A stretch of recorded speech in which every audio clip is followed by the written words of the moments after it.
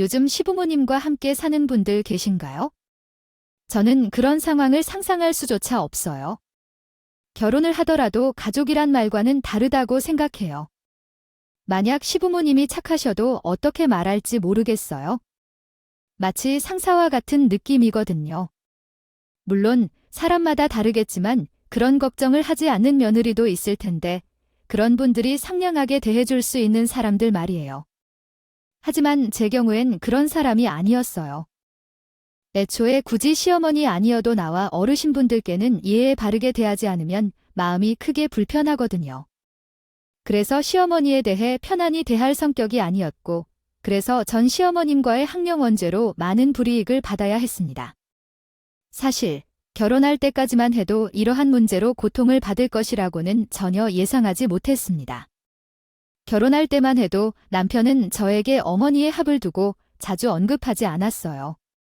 저가 먼저 혹시 미래의 시어머니를 모시고 살아야 하는 것이 아니냐고 물었을 때에도 그를 어떻게 생각하느냐며 오히려 따지듯 말이죠. 자기야, 자기 어머니 혼자 계시잖아. 그러면 나중에 우리가 어머니를 모시고 함께 살아야 하는 건가요? 형제도 없으니까. 에이, 뭔 소리야? 요즘 시대에 내가 그럴 사람처럼 보이나? 나는 깨어있는 사람이야. 하지만 만약에 나중에 어머님이 먼저 그렇게 요구하면 어떡해? 우리 엄마가. 얘야, 우리 엄마는 그런 사람이 아니야? 우리 엄마가 너를 얼마나 생각하는지 알아? 우리 엄마는 시댁살이를 엄청 힘들게 하셨어. 며느리한테는 결코 그런 걱정하시지 않겠다고 맨날 다짐하셨어. 그래. 뭐, 자기가 그래서 하면 알겠어. 사실 나는 우리 엄마도 혼자 계셔서 힘들다고 생각했어요.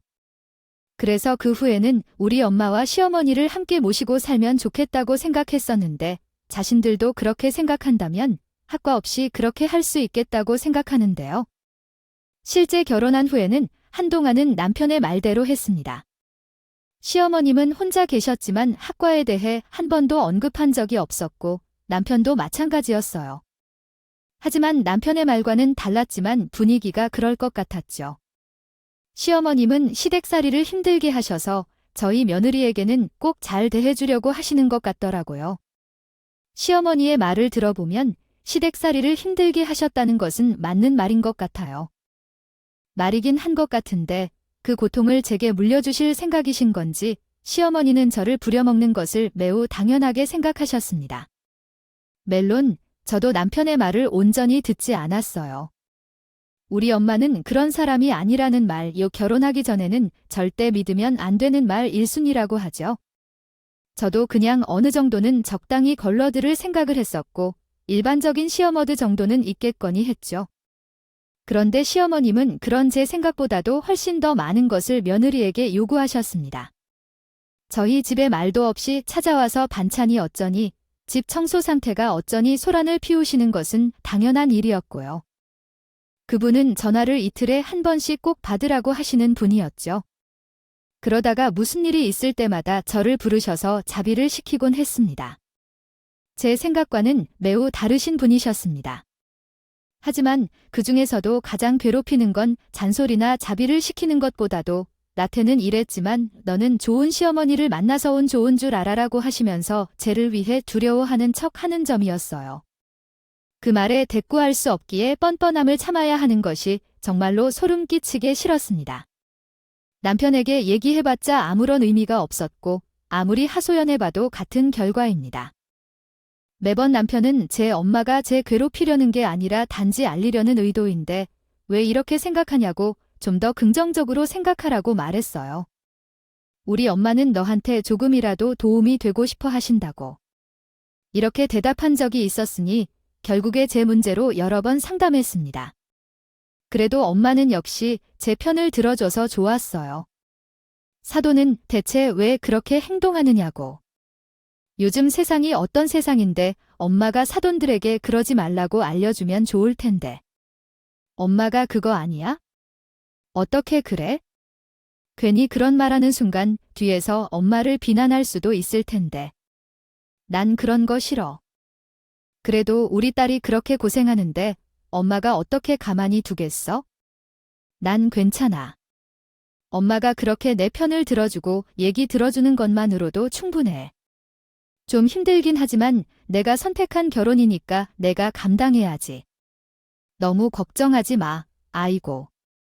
그래도 우리 딸이 결혼했다고 다 크긴 했네. 그래. 그럼 내가 박서방에게 어느 정도 똑같이 해주면서 스스로 깨닫게는 만들어줄게. 그 정도는 괜찮지. 엄마는 그 이후로 실제로 우리 남편에게 전화 요구를 많이 하시고 이런저런 잔소리도 많이 하셨습니다. 아들이 없어서 그런지 사위가 아들 역할 좀 해줬으면 좋겠다던가 나중에 이세도 낳고 잘 키우려면 아무래도 벌이를 좀 더 늘려야지 아니냐고 잔소리를 하던데 그러자 남편은 처음에는 어느 정도 고분고분 잘 됐더니만 더는 안 되겠다고 하소연을 하더란 말이에요. 아니, 장모님, 요즘 왜 그러시는 거야? 아니, 해도 너무하잖아. 우리 엄마가 왜 자기한테 뭐 잘못한 거라도 있는 것처럼 말이야? 아니, 잘못까지는 아닌데, 아니 할 말도 없는데. 무슨 전화를 일주일에 한 번씩은 꼭 해달라고 하시는지, 직장 승진하려면 더 노력하라고 잔소리를 하시는데, 그러시는 건 한두 번이지. 그게 얼마나 스트레스인지 알아? 그게 어때서 우리 엄마는 다 자기 잘 되라고. 그러니까 자기 자신이 아들을 가졌으니 좋으시니까 전화도 자주 하라고 하시는 거죠. 우리 엄마 이상하게 말하지 말아요. 아니, 그래도 어쨌든 제가 너무 힘든데 내가 장모님께 좀 말해줄 수 있겠니? 어느 정도 거리를 좀 두시라고. 자기는 시어머님께서 나에게 그러시는 건 괜찮다 하더니 자기는 싫어해. 솔직히 자기 시어머님이 나에게 더 많은 것을 요구하시는데 그건 그냥 시어머님이 내를 위해서 하는 거라고 생각하면 돼. 긍정적으로 생각하라고. 근데 왜 자기는 그렇게 못해? 아니 잠깐, 혹시 그게 때문에 장모님이 나에게 이러시는 거야? 나도 한번 똑같이 해봐야 하나요? 당해보는 게 아닐까요? 그렇죠. 왜 그래? 불만 있어? 불만 있으면 일단 시어머니께 자기가 먼저 말해야 해. 그러면 나도 우리 엄마에게 말해줄게. 너도 진짜 알았지? 알았어. 우리 엄마한테 내가 말할 테니까 너도 그러면 그렇게 알겠네. 참 이상해요. 사람은 왜 똑같이 당해봐야 그 고통을 알게 되는 걸까요? 애초에 처음부터 제가 고통스러움을 말했을 때 들어주고 이해했으면 서로 피곤한 일 없이 좋게 끝낼 수 있었을 텐데. 어쨌든 그 후로는 전 어느 정도 시월드에서 해방될 수 있었습니다. 물론 아무리 남편이 말을 해도 우리나라의 문화가 어디로 가는 건 아니라서 아예 없다고는 말할 수 없었지만 전보다는 훨씬 나아졌어요. 지금 생각해보면 그것만으로도 충분히 지옥이었지만 어느 정도 숨통이 트이는 듯했고 그때부터 결혼 생활에 만족이 생기기 시작했습니다. 결혼 생활에 만족이 생겨서 우리 부부는 전보다 더 사이가 좋아지게 되었고 어느덧 아이도 하나가 생기기 시작했습니다. 첫 아이를 낳았을 때는 참 신기하고 너무 사랑스러웠어요. 저는 그 아이를 금이나 옥같이 키우면서 행복했어요. 사람의 행복이란 다른 곳에서 오는 게 아니구나라는 걸 그때 처음 알았습니다. 그렇게 아이가 태어난 후엔 정말 정신없이 시간이 흘렀습니다. 흘러갔습니다. 물론 육아 자체가 워낙 힘들고 정신을 못 차리게 만들기에 그렇게 했겠지만 5년이라는 시간이 정말 눈 깜빡할 사이에 휙 하고 지나갔습니다. 하지만 그렇게 시간이 흘렀음에도 제 행복은 여전했고 앞으로도 그 행복이 영원하리라 믿었습니다. 앞으로 다가올 끔찍한 미래는 전혀 상상하지 못한 채입니다. 문제는 우리 엄마가 하늘나라로 떠난 이후부터 시작되었습니다. 갑작스러운 소식이었어요. 딱히 지병 같은 것도 없이 건강하기만 했던 엄마가 친구분들과 놀러 가던 중 사고로 세상을 떠나셨으니 엄마를 떠나보내야 한다는 마음의 준비도 전혀 하지 못했던 제가 장례식장에서 거의 매일을 지옥처럼 보냈습니다. 인사를 드리러 오는 사람들을 전혀 기억하지 못할 정도로 정신이 없었죠. 그런데 그 중에서도 하나만은 기억하고 있어요. 시어머니가 나에게 해준 말이었죠. 아이고, 참 안 됐다. 안 돼. 그래도 아파도 없이 참고 참게 잘 살아오셨는데 이제는 좋은 곳으로 가셨을 테니 너무 마음 아프게 하지 말고 힘내라고 했어요. 그래도 이제 엄마가 없어요. 힘들면 내가 함께 살아줄 테니 걱정하지 말고 전화를 해달라고 했습니다. 처음에 들었을 때 저를 그렇게 괴롭히는 시어머니였는데 그래도 사람은 역시 사람이라고 생각했어요. 시어머니께서 저를 걱정하고 위로해 주시는 마음이 참 감사했었죠. 하지만 곰곰이 생각해보니 뭔가 찜찜한 느낌이었어요. 같이 살아줄 테니 라는 말 한마디가 굉장히 불안하게 만들었어요. 장례식이 끝난 이후에도 시어머니의 그 한마디가 마음에 계속 걸렸는데 그래도 여태까지 아무런 말씀을 하지 않으셨던 분이 정말 그러려고 하겠지, 그냥 위로를 주려는 말씀이겠지 싶어서 애써 부정적인 생각을 하려 했어요. 머릿속에서 지원했다. 그런데 장례식이 끝나고 딱 일주일이 지난 무렵 남편이 다시 그 말을 상기시키게 만들었어. 여보, 이제 진정은 좀 됐어. 그래도 많이 힘들긴 하네. 나도 아빠가 돌아가셨을 때 마음이 정말 안 좋아서 몇 달은 제 정신을 찾기 힘들었잖아. 자기는 그렇지 않았으면 좋겠다. 고마워. 그래도 자기가 장례식장에서 힘이 많이 돼줘서 고마웠어. 덕분에 지금 정신도 많이 차릴 수 있었던 것 같고 앞으로도 힘내서 너무 걱정하지 말아도 돼. 그래. 그렇다면 다행이고, 근데 있잖아. 생각을 해보니 우리 엄마가 당분간 우리 집에서 함께 살면 힘든 일이 조금 덜하지 않을까 하는데, 아니야 갑자기 그게 무슨 소리야? 어머님이 갑자기 왜 우리 집에서 같이 사는 건가요? 건강이 안 좋으신 것도 아닌데.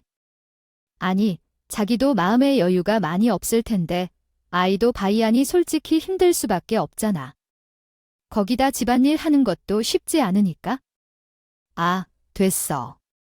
어머님이 오셔서 우리랑 함께 사세요 하면 내가 더 힘들어지는데 생각해주는 마음은 알겠는데 그냥 거기까지로만 해야겠어? 아니, 그래도 좀 진지하게 생각을 해보는 게. 아니, 당사자인 내가 더 힘들어진다니까. 그러니까 그만 얘기해주세요. 이렇게 딱 잘라냈지만 남편은 뭘 불만으로 여기는 건지 혼자 입이 정말 빨라서 꾸물거리고 있었어요. 그 모습을 보니 장례식장에서 시어머니가 하신 말씀이 생각나게 돼요. 혹시 시어머님이 남편에게 무슨 바람을 붙인 게 아닐까, 혹은 합가를 추구하고 싶은 걸까 싶었어요. 하지만 이내에 고개를 가로지는 남편을 보며 그럴 리가 없다고 생각했어요.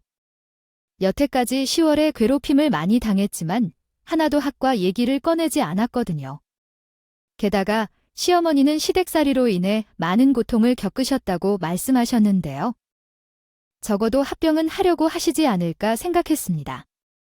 남편은 결혼 전에 분명히 합병의 생각이 없다고 했으며 자기를 어떤 사람으로 보느냐고 물어보며 화를 내기도 했었습니다.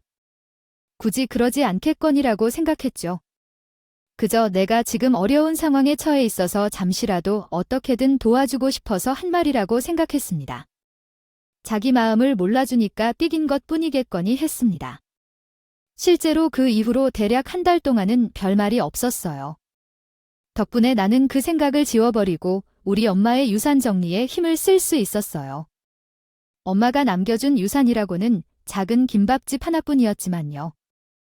처음에 그 어차피 되지 않을 작은 가게를 정리해서 팔기로 결정했습니다. 안에 테이블조차 없을 정도로 협소해서 테이크아웃으로만 팔아야 했기 때문에 임대해도 손님이 많이 오지 않을 것 같았거든요. 그래서 그냥 작지만 확실한 집 대출을 통해 사용하는 게 더 좋을 것 같았죠. 그러나 인테리어 철거를 위해 업체와 견적을 보러 가는 중에 한 손님이 다가와서 물었습니다. 여기 이제는 영업 안 하나요? 한동안 문을 닫아 놓았던데. 네, 이제는 안 하려고요. 원래 우리 엄마가 운영하시던 가게였는데 한 달 전에 돌아가셨거든요. 그랬구나. 아이고 안 돼요. 힘내세요. 그럼 이제 어디서 김밥을 먹어야 될까요? 여기만 안 된다고 썼는데 혹시 딸님이어서 하실 생각은 없으신 거예요? 네, 근데 뭐 딱히 생각해 본 적은 없는데 사실 지금 여기 온 것도 철거 견적을 보려고 나온 것뿐이었거든요. 그러시구나. 아니, 여길 김밥이 진짜 맛있거든요. 동네에서 꽤 유명한 편이기도 하고 배달이 없어서 좀 불편하긴 했지만 일부러 포장을 하러 와서 먹을 만큼 맛있어요. 재료도 다른 것보다 훨씬 신선하게도요. 했고, 딸은 어머니 손맛을 닮았으면 잘하실 것 같은데, 아니에요. 그럴 생각은 없습니다. 죄송해요. 아닙니다. 제가 괜한 참근을 해서 오히려 죄송하죠. 그리고 나름 단골이었는데 장례식에도 못 가서 주인분께도 죄송스럽네요.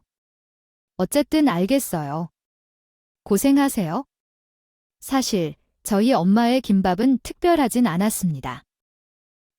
원래 어렸을 때부터 먹어왔던 김밥이었으니 특별함을 느낀다면 그게 이상한 거겠죠? 남편은 저희 엄마 김밥을 좋아하긴 했었는데 그냥 장모님 기 살려드린다고 그러는 건가 보다 싶었습니다. 그런데 손님분께서 그런 이야기를 듣니? 괜히 든 생각에 엄마가 만들어주던 김밥이 그리워지더라고요. 그래서 다른 김밥집에 가서 김밥 한 줄을 시켜 먹어봤죠. 그런데 정말 깜짝 놀랐어요. 여태까지 엄마가 만들어주신 김밥 외에는 김밥을 먹어본 적이 없어서 거의 몰랐는데 김밥이 참 맛이 없더라고요. 아니, 물론 우리 엄마가 만들어주신 김밥에 비하면 말이에요. 결국 전에 먹던 김밥을 반이나 남기고 집에 돌아왔습니다. 그리고 방금 전 그 손님분의 말이 생각나더라고요. 일부러 포장해 올 만큼 맛있었다. 이제 어디 가서 김밥을 먹느냐는 그 말 아마 그분을 포함한 단골 손님들도 저는 저만큼은 아니겠지만 우리 엄마가 해주던 김밥을 많이 그리워하실 것 같았어요. 그리고 만약에 제가 장사를 계속해서 한다면 그분들뿐만 아니라 하늘에 있는 엄마까지 생각해 주시는 분들이 더 많아질지도 모르겠다고 생각했습니다. 그 생각을 하게 되자 진짜 김밥집을 이어서 하는 것도 괜찮겠다는 생각이 들었고 남편과 상의를 했습니다. 남편도 저희 엄마의 김밥을 좋아했으니 적극적으로 찬성해 줄 것 같았거든요. 그런데 남편과 대화를 나누는 과정에서 의외로 얘기가 다른 방향으로 흘러가게 되었어요. 내가 장사를 하겠다고? 좀 힘들지 않을까? 내가 장사를 하면 누가 애를 돌봐야 할까요? 그건 걱정하지 마세요. 유치원에 있는 동안만 열심히 생각할 거니까요. 김밥 가게는 어차피 점심시간에 주로 장사하고 엄마의 가게는 테이크아웃 전문이기도 하니까 그리 괜찮지 않을까요? 게다가 어차피 매출이 그리 나오지도 않을 텐데요. 아니, 그렇다고 해서 엄마가 아이를 두고 일하러 나가면 안 되죠. 돈이 급한 것도 아닌데 그냥 집에 있어야 하는 건가요? 역시 팔아야 할까요? 결정을 내리고 싶다면 우리 엄마를 집으로 불러서 이야기를 나눠보는 게 좋을 것 같아요. 무슨 소리야? 그게 이미 전에 내가 말했잖아. 난 괜찮다고 했잖아. 그 얘기 하지 말라고. 내가 안 괜찮아. 내가. 애는 그렇다 쳐도 집꿀이 엉망이 될 텐데. 집안일은 그럼 누가 하라고. 그냥 함께 해. 그렇게 하면 누이도 좋고 매부도 좋고 일석이조도 아니야. 생각해보니까 너무 좋은데 네가 장사를 하든 말든 함께 하자. 일석이조는 무슨 말이야? 난 싫다니까. 아이야, 넌 다 내 마음대로만 하려고 하냐? 사람이 좋은 것만 하고 살 수 있어? 이제 나이도 들어가는데? 얼마나 양보할 줄 알아야 하는 건지 우리 엄마도 합가하고 싶어 했는데 여태까지 꼭 참아왔는데 어머님이 학과를 하고 싶어 하셨다니. 언제부터 그렇게 생각해 오신 거지? 사실은 말이야. 남편의 말을 듣다 보니 정말 가관스러웠단다. 애초에 남편의 말이 모두 거짓이었거든. 남편의 말을 이렇게 저렇게 포장해 말한 것 같으니 제 입장에서는 이렇게 이해하겠네. 어머니는 결혼 전부터 학과를 당연하게 생각했단 얘길 들었어. 그래서 원래는 어머님 집을 넓히고 거기서 결혼 생활을 시작하려 했었지만 결혼 전에 제 의지가 완고해지고 엄마가 상결례. 나중에 시어머니가 따로 얘기를 나눌 때 혹시라도 하우스에서 살게 하면 바로 이혼시킬 거라고 말씀하셨다고 해요. 그것 때문에 시어머님은 눈치가 보여서 학과 얘기를 단 한 번도 하지 않으셨던 거예요. 남편은 어차피 시어머님이 말씀 못한다는 건 아닐까 지원자 착한 척, 개념 있는 척, 유난을 떨었던 거예요. 남편 말로는 자기도 시어머니를 설득하느라 고생 꽤나 했었다고 하는데 글쎄요, 지금 말하는 걸 보면 남편이 그랬을 거라고는 전혀 생각이 되지 않네요. 어쨌든 그 이후 결혼 생활은 무난하게 진행되었고 학과 이야기에 대해서 잊혀갈 때쯤 갑자기 우리 엄마가 돌아가셨고 나니요. 시어머니께서 합과 노래를 부르신다며 그리고 아마도 남편도 그렇게 하고 싶어 하셨던 것 같습니다. 혼자 사시는 엄마 걱정이 되셔서 함께 살고 싶어 하셨던 거겠죠. 남자들이 결혼 전에는 그런 효심을 한 번도 보여주지 않았는데 결혼하면 어디서 그런 마음이 들어가는지 무엇 때문에 그렇게 효심이 가득한지 이상하게 생각되네요. 그래도 그런 것도 나쁘진 않겠죠? 불편한 점 하나 없고 자신의 내조를 해줄 사람이 늘어난 것 뿐이니까요. 사실상 남편이 해야 할 모든 것을 대신하는 제가 되는 것이겠네요. 전 남편의 말을 듣고 나니 장례식장에서 어머님께서 했던 말씀이 되살아나네요. 사실은 위로가 아니었다는 걸 깨달았습니다. 하긴 평소에 제게 그런 말씀을 해주신 적이 한 번도 없었는데 이상한 거였어요. 남편 역시 장례식장이 끝난 이후 제가 힘들 테니 잠깐 어머님과 같이 살아보자고 얘기를 꺼냈던 게 한 번 쓱 제 눈치를 살펴봤던 것 같습니다. 그런데 그때도 제가 완강히 반대를 했던 터라 일단은 기회만 살펴보고 있었지만 이번에 제가 가게를 해보겠다고 하니 드디어 기다리던 기회가 왔다고 생각하고 있는데 물건으로는 그죠. 하지만 그러든지 말든지 전 학과를 해서 살고 싶진 않았습니다. 이미 가뜩이나 학과를 안 해도 시부모 집에 살고 있는 것 같았지만 합강까지 하게 되면 결코 불가능하다고 생각이 들었기 때문입니다. 만약 시어머니가 다른 모습을 보여주셨다면 나도 조금은 생각해 볼 수도 있을 텐데 제가 보아온 시어머니는 그런 측면이 전혀 없었기 때문에 이번에도 당연히 학과는 절대 할 수 없다고 반대를 하였습니다. 그러나 남편 또한 이번에는 자기도 양보할 수 없다고 말했습니다. 아, 엄마나 나를 몇 차례 양보해왔는데 너는 심지어 그것조차 못할 정도? 아니, 만약 내가 곤란하다면 얼마나 곤란한지라도 오히려 우리 엄마가 널 도와주고 우리 아이도 보살펴줄 수 있을 텐데 좋지 않겠니? 여보, 그걸 지금 말이라고 해 좋긴 뭐가 좋아? 매번 나한테 잔소리하시고 눈치 주시는 게 뻔한데 어머님이 도와주실 거라고 지금 같이 살지 않은데도 잡내 필요한 게 있으시면 굳이 나를 부르셔서 시키는 분이십니다. 그리고 집은 편한 장소여야 하는데 어머님과 같이 살면 내가 어머님 눈치를 보며 살아야 하는데 그럼 그게 집이냐 아니면 우리 엄마가 남이냐 무슨 생각 남하고 같이 살고 있는 것도 아닌데 뭐가 그렇게 불편하고 눈치를 보인다는 건지 진짜 쓸데없는 고집 좀 그만 부리세요. 뭐, 거짓, 진짜 어이가 없어서 말도 안 나오네. 좋아, 그럼 입장을 바꿔서 생각해봐요. 당신은 우리 엄마와 함께 살라고 했었으면 같이 살 수 있었어요. 당연한 일 아니에요? 나였으면 감사하다고 하면서 모셨지 내가 너 같은 줄 알아. 사랑하는 사람의 부모님이니까 당연히 내 부모님이신 것처럼 모셔 사는 것이 예의입니다. 웃기고 있네요. 당신, 예전에 우리 엄마가 시어머님이 나한테 하는 것에 반해 반을 안 해오는데 장모님 좀 말려달라고 난리를 쳤었잖아요. 그런 사람이 감사히 모셔 살았을 거라고 뻥도 좀 작작 쳐. 아니, 그건 같이 안 사니까 그런 거지? 같이 사는 건 또 다른 거야. 같이 살면 없던 정도가 생기는데 더 잘해드릴 수 있어요.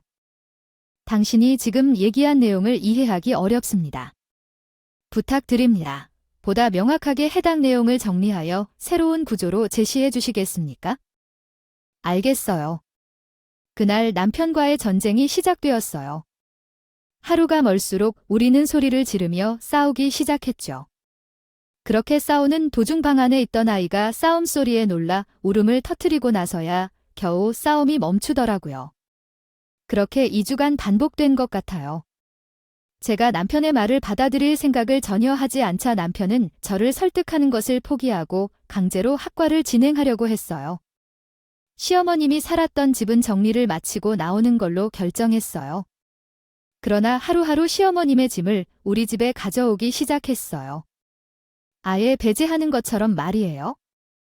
이렇게 하자 다문명 대신 에나 질로 표현하여 주십시오. 또한 문장 따옴표는 띄어 쓰시지 않아도 됩니다. 아래에 수정된 텍스트를 확인해 주세요. 전 이대로는 꼼짝없이 학과를 해야 한다는 생각에 아예 애를 데려고 집을 나왔습니다. 애를 데려갈 만한 마땅한 곳이 없었던 것도 아니었지만 이렇게라도 하지 않으면 학과를 해야만 했으니 다른 방법이 없었죠. 일단 애를 데려 집을 나선 뒤 친구네 집이라도 찾아가야 하나 고민을 하고 있었는데 문득 엄마가 물려준 작은 가게가 생각나더군요. 물론 테이크아웃만 해야 할 정도로 협소한 공간이지만 대신 작은 방 하나가 딸려 있었던 터라 상황이 진정된 며칠 정도는 머물러도 될 것 같았어요. 생각에 미치자 전국장 가게로 향했고 작은 방에 적당히 짐을 푼 뒤 아이와 함께 잠을 청했습니다. 며칠 동안 이렇게 참으면 남편이나 시어머님도 제 의지를 꺾을 생각을 하지 않겠죠. 라는 헛된 생각을 하며 그렇게 시작된 남편과의 별거 생활. 그러나 별거 생활은 제 예상보다 길게 이어졌습니다. 일주일이 지나고 2주일, 한 달이 지났을 때도 남편은 이제 그만 포기하고 들어와라는 문자만 보냈을 뿐이었습니다. 그리고 한 달이 지난 후에는 남편 명의의 카드도 끊고 말았습니다. 그렇게 하면 어차피 제가 돌아오지 않고 백이겠구나 라는 생각을 했던 것인가 싶었습니다. 제 통장에 있던 돈은 그리 많지 않았기 때문에 저는 혼란스러운 상황에 처해 있었습니다. 점점 더 초조해졌다. 이대로 집에 들어가 시어머니가 학과를 해야만 살아야 하는 것인가라는 생각에 우울해졌다. 결국 작은 방에서 아무것도 모르는 채 자고 있는 아이를 보면서 미안한 생각도 들고 이제는 포기하겠다는 결심까지 했다. 짐 정리를 하고 있는데 그때 한 노트가 눈에 띄었다. 김밥 만드는 법이 적혀져 있던 노트에 손을 뻗어 처음부터 끝까지 내용을 읽어보았다. 이 노트에는 우리 엄마가 장사했던 모든 메뉴에 대한 레시피가 적혀 있었다. 읽다 보니 과연 엄마는 그냥 일반적인 김밥을 만드셨던 게 아니셨네요. 정말 손님들이 맛있게 드시길 원하셨기 때문에 매일 연구하고 노력하셨다는 걸 깨달았어요. 그걸 보고 난 후에 마음을 고쳐먹었습니다. 지금 그 상황에서 제가 건너트를 발견한 것은 마치 하늘에 계신 우리 엄마가 딸이 불행하게 살지 않도록 도와주시는 거라는 생각이 들어서 그 다음 날부터 바로 김밥 가게를 시작했습니다. 처음에는 장사가 내 생각대로 되지 않았어요. 이전에 와주시던 다른 손님들은 가게 문이 완전히 닫아버린 줄로 생각했을 텐데요. 그래서 손님들이 거의 오시지 않았어요. 그러나 일주일이 지나니 지나가던 단골 손님들이 가게를 다시 여는 것을 알아보고 찾아와 주셨고 제가 만든 김밥을 다행히도 맛있게 먹어주셨습니다. 그 후로 손님들이 늘어나기 시작했고 통장에는 예전보다 몇 배나 많은 돈이 쌓이기 시작했습니다. 아마 엄마가 살아계실 때보다도 저는 더 많은 돈을 벌게 되었을 것입니다. 엄마는 나이로 인해 김밥을 만드는 양의 한계를 느끼셨고 배달 시스템을 잘 알지 못해서 배달을 하지 않으셨지만 저는 배달까지 시행하여 만든 김밥이 인기를 끌었습니다. 그리고 3달 정도가 지난 어느 날 가게가 휴점일이어서 장사를 하지 않고 있는 때에 갑자기 딸랑거리는 소리가 들렸습니다. 누군가 가게로 들어오셨었어요. 방 안에 있는 전 손님이 휴점 팻말을 못 보고 들어오신 건가 싶어 말씀을 드리려고 나가봤더니 이게 무슨 일이었나 싶네요. 정말 보고 싶지 않았던 분이 왔었거든요. 아니, 가게가 이게 뭔 일일까요? 아이고 대충 들어보니 멀리 김밥을 팔다 버틴다더니 결국 다 망했네요. 손님은 없고 더구나 둘 다 씻겨 있고요. 그래서 이젠 슬슬 포기할 때가 된 것 같네요.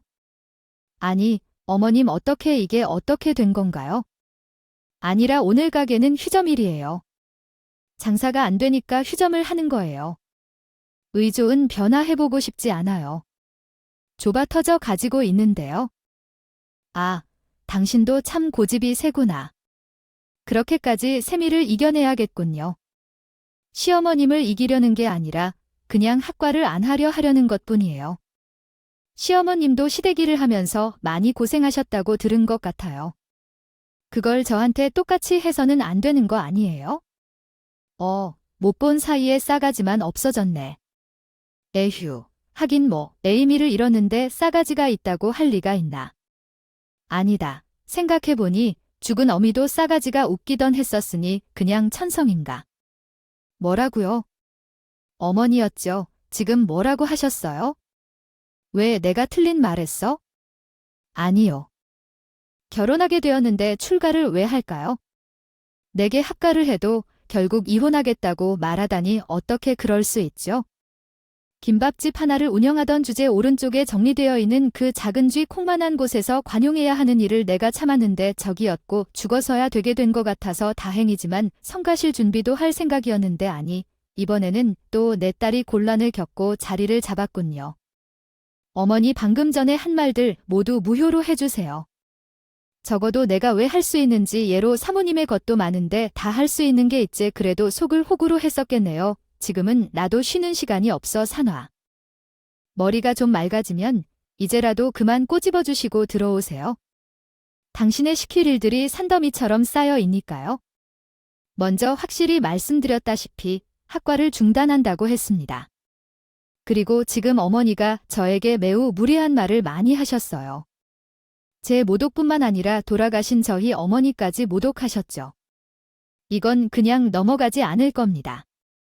넘어가지 않을 것이라고요? 그렇다면 주제도 모르는데 고소를 할 것이냐고요? 증거가 어디 있냐고요? 거소도 저소도 하겠습니다. 방금 어머니의 말을 듣고 제가 이혼하기로 결심했습니다. 어머니 같은 분을 시어머니로 모시고 살기 어려울 뿐 아니라 몇 달 동안 이 자식 아래에서 살아가는 것도 이젠 힘들겠습니다. 남편을 방치하는 것도 함께 살기 어려워요.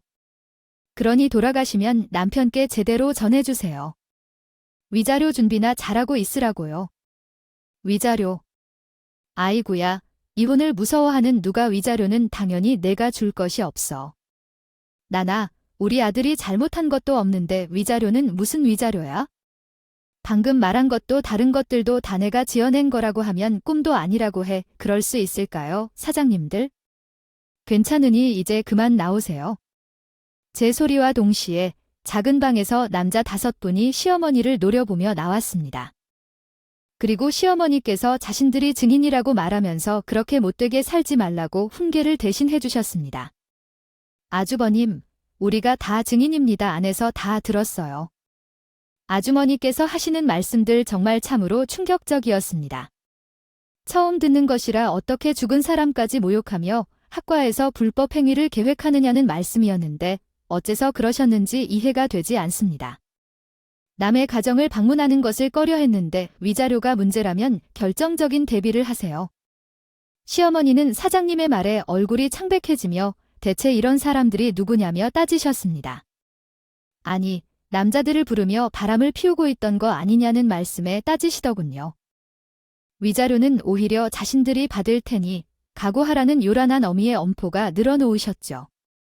그 사람들이 생각하는 수준은 정말 저급하고 그게 사실 저급했어요. 정말 딱 어머니 수준대로 생각하시네요. 기가 막혀서 이분들은 그런 사람들이 아니라 오히려 우리 분점을 운영하실 사장님들이에요. 뭐 본점이 아니라 그건 또 무슨 소리야. 어머님이 욕을 하신 우리 엄마는 그간 정말 많은 정성을 다해 장사를 해 오셨거든요. 그 덕분에 단골 손님들도 많이 있었고 그 덕에 우리 가게는 저녁마다 장사가 잘 됐죠. 당신 아들이 벌어오는 돈보다도 훨씬 더 많은 돈을 버는 것도 알면서 뭐라고 싶어 한다고. 아니고자이 김밥집을 하는 주제가 대체 뭐야? 요즘에는 배달 서비스가 매우 발전되어 있기 때문에 예전에는 하지 않던 배달까지도 하게 되어요. 엄마가 배달 서비스를 시작하자마자 미친 듯이 팔리더라고 하더라고요. 그래서 이들이 우리 가게가 잘 되는 것을 보고 자신들도 투자하고 싶어서 분점을 운영할 수 있도록 도와달라는 요청을 해왔어요. 그래요. 어쨌거나 무슨. 너 집 나간 지 몇 달도 되지 않았잖아. 뭐 사람이 잘 되는 것은 순간일 수 있다는 거려. 그리고 아마 망하는 것도 한순간에 일어날 수 있어. 재산은 당연히 반반 나눠서 위자료도 역시 단단히 받아내겠다고 하더라고요. 한번 잘 지켜보라는 말이었어요. 시어머니는 단지 무언가 잘못되었다는 것을 의미하는 거구나요. 깨닫게 된 것은 제 눈치를 살피면서 은근히 사과하려 하셨지만 전 시어머님의 말을 귀로도 듣지 않았습니다. 그리고 점차 본점 여신 사장님들께서 계속 시어머니에게 무엇을 말씀하시는지에 대해 물으시더니 시어머님은 도망가듯 가게를 나가셨습니다. 그 이후로 마음먹은 대로 이혼을 즉시 진행했습니다. 상대방 측에서는 당연히 반대하여 소송을 진행했고 결혼일에 있었던 일들을 모두 기준으로 재산 분할과 위자료가 산정되었습니다. 결과는 제가 생각한 것보다 훨씬 나은 것으로 나타났습니다. 애초에 학과를 포기하지 않겠다고 말했던 것은 거짓이었으며 이동한 시어머님의 잡일과 다른 학과 문제들에 시달려왔음에도 남편은 아무 일도 도와주지 않고 그저 지켜보기만 했으며 이러한 상황은 결국 저와 어머니를 모욕하는 일에 이르렀고 또한 재산이 거의 다 떨어질 정도까지 되었습니다. 남편과 시어머니는 상황이 이렇게 발전하자 전혀 해결책이 없어서 좌절한 듯한 상황에서 한 번만 용서를 바랍니다. 여보, 부탁이야. 한 번만 내게 용서를 받아줘. 진짜 죽을 일이라도 한 번만 사과하고 봐주십시오. 응, 우리 아이들 생각하면서 결정해야지. 여보, 정말 한 번만, 딱 한 번만 그러도 내가 정말 잘못한 것 같아. 아가야, 나는 이렇게 무릎을 굽힐 일이 아니야? 너희 엄마도 아니야? 사돈 어른 여행을 가서 내가 한 말들 다 사람들이 마음을 졸였으면 좋겠어. 그러니까 한 번만, 정말 한 번만 용서해 주세요. 아가야? 응, 제발. 하지만 떠난 버스는 다시 탈 수 없는 법이죠. 아이까지 손끝을 스치며 정의를 호소하다가도 잘못을 빌었지만 전 그 사람들과 함께 살면 오히려 아이에게 부담이 될 것 같아서 제 결심을 바꾸지 않았습니다. 그래서 소송 결과대로 이혼은 완전히 이행되었죠. 벌써 반년이 지났는데 소송이 꽤 오랜 시간이 걸렸지만 이제 우리에게 보람이 있었어요. 사실 결혼해서 함께 살았던 시간이 유감스러웠어요. 과거의 아쉬움 정도는 조금 있는다고 생각했지만 웬걸 저는 홀가분하기만 하더군요. 이혼 후 남편과 시어머니가 어떻게 사는지조차 관심 없이 말이죠. 재산도 있는 대로 다 털렸지만 빌빌대며 살게 될 줄 알았지만 며칠 전에 드디어 그 가게 방을 벗어나 집을 구했습니다. 분전들 역시 장사가 다 잘 됐던 만큼 돈이라는 것이 금방 풀어나더군요. 덕분에 약간의 대출만 받아서 아이와 둘이 사는데 충분히 넉넉한 아파트로 이사할 수 있었어요. 앞으로도 잘 살아갈 것입니다. 아이에게 아빠를 잃게 했지만 그것이 빈자리가 하나도 느껴지지 않도록 노력하겠습니다. 또한 나중에 저도 하늘로 가게 된다면 엄마께 고맙다는 말을 다시 한번 꼭 전하겠습니다. 엄마 덕분에 제가 이렇게 행복하게 살 수 있었다고 말씀드리며 제 이야기를 들어주셔서 감사합니다. 이렇게 글로 이야기를 적어보니 한편으로는 홀가분해지고 동시에 정말 잘 해냈다는 생각이 들어요. 여러분도 각자의 행복을 찾아가길 바랍니다. 제 이야기를 읽어주셔서 감사합니다. 행복하세요. 오늘도 저희 채널에 오셔서 감사드립니다. 더 나은 이야기로 찾아뵙도록 노력하겠습니다.